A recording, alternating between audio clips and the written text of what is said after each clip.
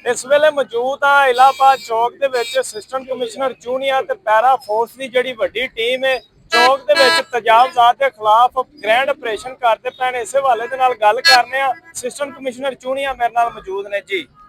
बिस्मिल्लाहिर्रहमानिर्रहीम।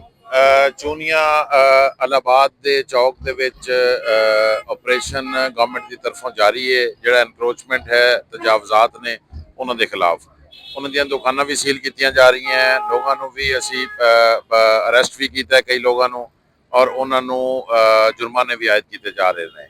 तो मकसद गवर्नमेंट का सिर्फ ये कि उन्होंने शऊर दिता जाए कि अपनी दुकानों तो बाहर अपनी हद तो ज़्यादा तजावज़ ना करन और अपनी हदूद के अंदर रहन ताकि जिहड़ा साडे रास्ते की रुकावट होंदी है वो खत्म हो सके तो ट्रैफिक की रवानी जिहड़ी है वो मुतासर ना हो सके।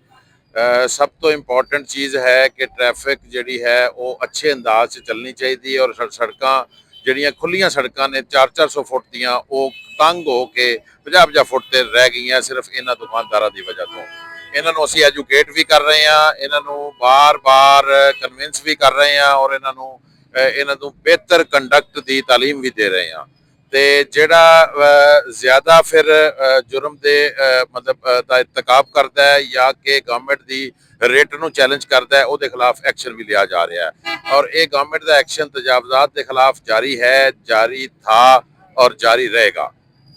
जी तुसीं इन्हां दी गल सुनी दसदे पए ने कि गवर्नमेंट ने जिहड़ा एक्ट बनाया होया जिहड़ी तजावजात करन दे उन्हां दे खिलाफ भरपूर कार्रवाइयां कीतियां जांदियां ते दुकानां भी सील कीतियां जांदियां। इसे तरह जिहड़े जुर्माने ने वो भी कीते जांदे जी।